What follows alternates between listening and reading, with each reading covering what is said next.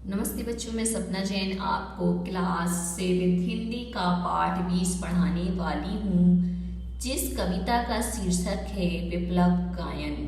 तो चलिए शुरू करते हैं। कभी कुछ ऐसे तान सुनाओ जिससे उथल पुथल मच जाए, एक हिलोर इधर से आए, एक हिलोर उधर से आए। सावधान मेरी वीणा में चिनगारियां आन बैठी हैं, टूटी हैं मिजरावे अंगुलियां दोनों मेरी ऐठी हैं।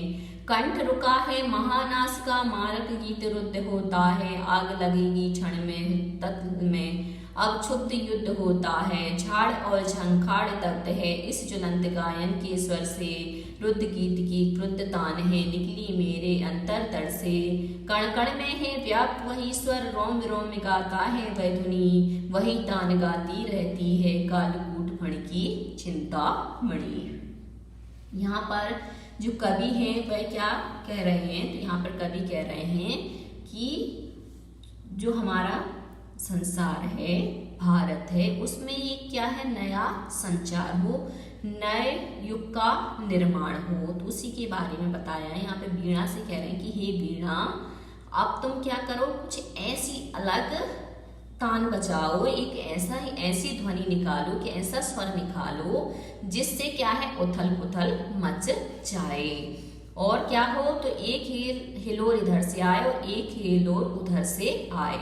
मतलब जैसे ही आपकी ध्वनि निकले, आपका स्वर निकले, तो क्या हो जाए, इधर उधर से हिलोर आने लगे, आनंद आने लगे। सावधान मेरी वीणा में चिनगारियां आन बैठी हैं। आगे कवि कह रहा है कि हमारी जो वीणा है उसमें क्या हो गया है, चिनगारियां आकर बैठ गई हैं और इसकी जो मिजराबे हैं वह टूट गई हैं। और मिजराबे टूटने के कारण जो अंगुलियां हैं वह इस पर बार बार चलाने के कारण ऐंठी है, मतलब उसमें दर्द होने लग गया है, कष्ट होने लग गया है। कंठ रुका है महानास का, मारा गीत रुद्ध होता है, मतलब मेरा जो कंठ है वह रुक गया है। क्यों? क्योंकि महानास का जो मारने वाला गीत है वह क्या है, रुक गया है, अवरुद्ध हो गया है। आग लगेगी क्षण में तल में, अब क्षुब्ध युद्ध होता है, मतलब अब तो एक क्षण में ही आग लगेगी। क्यों लगेगी? क्योंकि हृदय में ही क्या है, युद्ध हो रहा है। झाड़ और झंकार दग्ध हैं इस ज्वलंत गायन के स्वर से, मतलब झाड़ झंकार भी जले हुए हैं। क्यों? क्योंकि जो स्वर है, इसकी ध्वनि है गायन की, वह जलने वाले हैं। रुद्ध गीत की क्रुद्ध तान है, मतलब रुद्ध हुए गीत की क्या है, क्रोधित तान है, स्वर है। निकली मेरे अंतरतल से, क्योंकि ये मेरे अंतरतल से निकली हुई है। कण कण में है व्याप्त वही स्वर, रोम रोम गाता है वह ध्वनि, मतलब कण कण में वही स्वर है और वो रोम रोम में वही ध्वनि सुनाई देती है, मतलब गाती रहती, वही तान गाती रहती। कालकूट मणि फण की चिंता मणि, मतलब वही जो कालकूट मतलब जो समय है वह भी क्या है, जो चिंतामणि की फण के समान उसको ही गाती रहती है। आज देख आया हूँ जीवन के सब राज समझ आया हूँ, भू विलास में महानास के पोषक सूत्र परख आया हूँ। और क्या कह रहे हैं कि आज मैं जीवन के सारे राज को, रहस्यों को समझ गया हूँ और महानास का जो पोषक करने वाला सूत्र है उसको भी परख कर आया हूँ, मतलब उसको भी मैंने परख लिया है कि किस प्रकार से ये महानास हो रहा है। तो यहाँ पर जो ये जो कविता है दो संदर्भों में मिली गई है। एक तो हमारे भारत के संदर्भ में मिली गई है, जो कि वीणा के माध्यम से हमें संदेश दे रही है। तो कवि कह रहा है कि अब तो हमारे भारत में क्या है, जो स्वतंत्रता के बाद जो है वह एक नया सृजन होना चाहिए, नए युग का निर्माण होना चाहिए।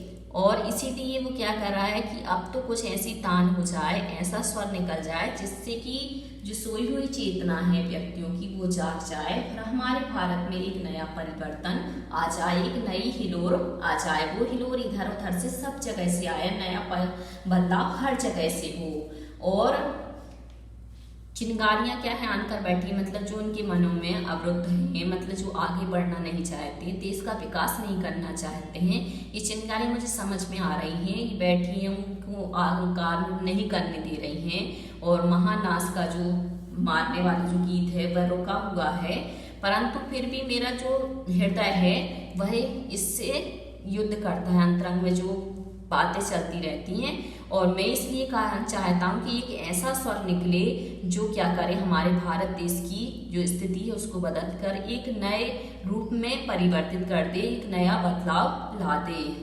और ये ध्वनि जो है गीत की वह सभी जगह पहुंचे, नवयुवकों तक पहुंचे, और नवयुवक इसमें क्या है भागीदारी लें, और संघर्ष जो हो रहा है उस संघर्ष को समाप्त कर एक नया निर्माण कर एक जो हमारा भारत है खुशहाल भारत हो सके। और अब उसने कहा कवि ने कि मैं मतलब जो भारत को खुशहाल रखने के लिए जो रहस्य है मैं उसको समझ गया हूँ। महानास के जो पोषक सूत्र हैं उसको भी मैंने परख लिया है। तो मैं आपको प्रेरणा देता हूँ, आप इस प्रेरणा से सब लोग आगे बढ़ें और हमारे जो महाविनाश से भारत को बचाएं, और हमारे देश को क्या है एक विकास की ओर ले चलें, इसमें एक गतिशीलता लाएं, और इसमें अवरुद्ध करने वाली जो संघर्ष हैं प्रवृत्तियां हैं उनको रोक करके एक नए भारत का निर्माण करें। तो यहाँ पर कवि क्या है विप्लव के माध्यम से परिवर्तन की हिलोल लाना चाहता है। अब आते हैं, और इसके जो कवि हैं वह हैं बाल कृष्ण शर्मा नवीन। प्रश्न है कविता से, कण कण में है व्याप्त वही स्वर, कालकूट फण की चिंतामणि, वही स्वर वही ध्वनि एवं वही तान आदि वाक्यांश किसके लिए किस भाव के लिए प्रयुक्त हुए हैं? तो वही स्वर वही ध्वनि वही तान नव निर्माण के रास्ते खोलने के लिए, नव जागृति का आह्वान करने के लिए प्रयोग हुए हैं। इसके अलावा इन वाक्यांशों का प्रयोग क्रांति की उस भावना के लिए भी प्रयोग हुआ है जो हर रोज व्याप्त है। अब है वही स्वर वह ध्वनि एवं वही तान से संबंधित भाव का रुद्ध गीत की क्रुद्ध तान है, निकली मेरी अंतर्दर से। पंक्तियों में क्या कोई संबंध बनता है? हाँ, वही स्वर वही तान वही ध्वनि से संबंधित भाव रुद्ध गीत की क्रुद्ध तान है, निकली मेरे अंतर्तन से। पंक्तियों का यही संबंध बनता है क्योंकि कवि इन पंक्तियों के माध्यम से वर्तमान व्यवस्था के प्रति आक्रोश और वही क्रांति गीत के रूप में निकल रहा है। वही क्रांति रोम रोम में घुलकर प्रतिध्वनित होने लगती है, मतलब सुनाई देने लगती है। अगला है, नीचे दी गई पंक्तियों का भाव स्पष्ट कीजिए। सावधान मेरी वीणा में दोनों मेरी ऐठी हैं। इन पंक्तियों का भाव यह है कि कवि लोगों को परिवर्तन के प्रति सावधान करता है, और वीणा से कोमल स्वर निकालने की बजाय कठोर स्वर निकालने के कारण उनकी उंगलियों की जो मिजराबें हैं वह टूट गई हैं, जिससे उसकी उंगलियों में क्या है ऐठन आ गई, और ऐठ कर वो क्या है घायल भी हो गई हैं। अब है कविता से आगे। स्वाधीनता संग्राम के दिनों में अनेक कवियों ने स्वाधीनता को मुकर करने वाली ओजपूर्ण कविताएं लिखी। माखनलाल चतुर्वेदी, मैथिली शरण गुप्त और सूर्यकांत त्रिपाठी निराला की ऐसी कविताओं की 4-4 पंक्तियां इकट्ठा कीजिए जिनमें स्वाधीनता के भाव ओज से मुखर हुए हैं। तो हम सबसे पहले लेते हैं यहाँ पर माखनलाल चतुर्वेदी की। द्वार बालिका खोल चल भू डोल कर दे, एक हिरगिरी हिमगिरी एक सिर का मोल कर दे, मसल कर अपने इरादों सी उठाकर, दो हथेली है कि पृथ्वी गोल कर दे। इसको लिखने वाले हैं माखनलाल चतुर्वेदी। अब हम दूसरी लेंगे मैथिली शरण गुप्त जी की। विचार लो कि मर्त हो न मृत्यु से डरो कभी, मरो परंतु यूं मरो की याद जो करे सभी। हुई न यूं सु मृत्यु तो वृथा मरे, वृथा जिए मरा नहीं वही जो जिया न आपके लिए। यही पशु प्रवृत्ति है कि आप ही चरे, वही मनुष्य है कि जो मनुष्य के लिए मरे। ये मैथिली शरण गुप्त की है। अब आते हम सूर्यकांत त्रिपाठी निराला जी की कविता पर। बाधाएं आए तन पर देखें तुझे नयन भर मन, तुम मुझे देख तू सजल त्रगों से, अपलक उड़ के सततल पर, क्लेद युक्त अपना तने दूंगा, मुक्त करूंगा तुझे अटल, तेरे चरणों पर देकर बलि, सकल श्रेय श्रम संचित फल। ये है सूर्यकांत त्रिपाठी निराला जी की। अब है अनुमान और कल्पना। कविता के मूल भाव को ध्यान में रखते हुए बताइए कि इसका शीर्षक विप्लव गायन क्यों रखा गया होगा। तो कविता का मूल भाव गलत रीति रिवाजों, रूढ़िवादी विचारों व परस्पर भेदभाव त्याग कर नव निर्माण के लिए जनता को प्रेरित करने के लिए किया गया होगा।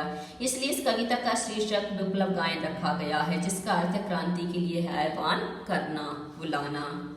अब भाषा की बात से यहाँ पर है व्याकरण से। कविता में दो शब्दों के मध्य योजक चिन्ह का प्रयोग किया गया है। जो ये डंडा होता है इसको हम योजक चिन्ह बोलते हैं। जैसे जिससे उथल पुथल मच जाए एवं कण कण में है व्याप्त वही स्वर। इन पंक्तियों को पढ़िए और अनुमान लगाइए कि कवि ऐसा प्रयोग क्यों करते हैं।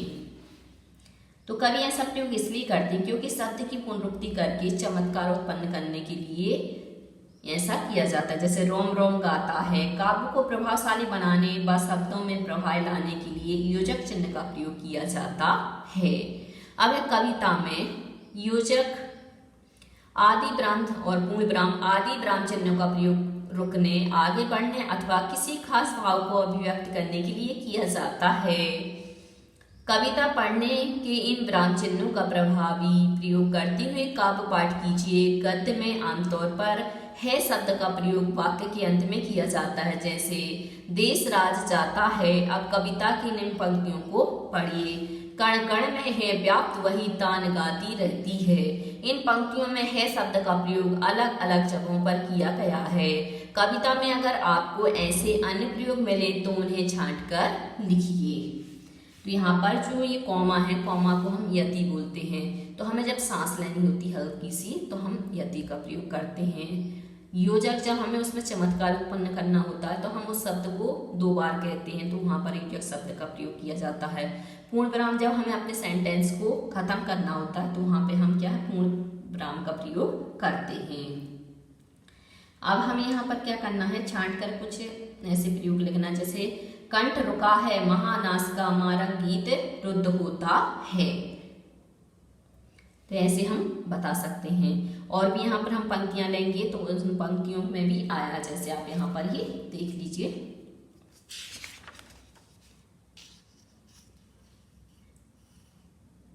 मारक गीत रुद्ध होता है, अब क्षुब्ध युद्ध होता है, दोनों मेरी ऐठी हैं।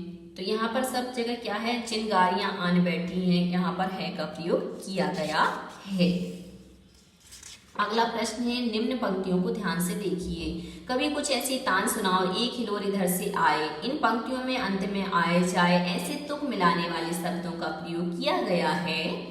इसे तुकबंदी या अंत्यानुप्रास कहते हैं। कविता से तुकबंदी के अन्य शब्दों को छांट कर लिखिए। छांटे गए शब्दों से अपनी कविता बनाने की कोशिश कीजिए। तो हमें आए जाए जो तुक मिलाने वाले शब्द हैं उनसे शब्द बनाने हैं। जैसे बैठी है, ऐठी है, गाती रहती, क्रुद्ध युद्ध, ऐसे शब्द हैं जो कि क्या करते हैं, कविता के तुक मिलाने में हमें सहायता करते हैं। अब इनके आधार पर आप इसकी कविता भी बना सकते हैं।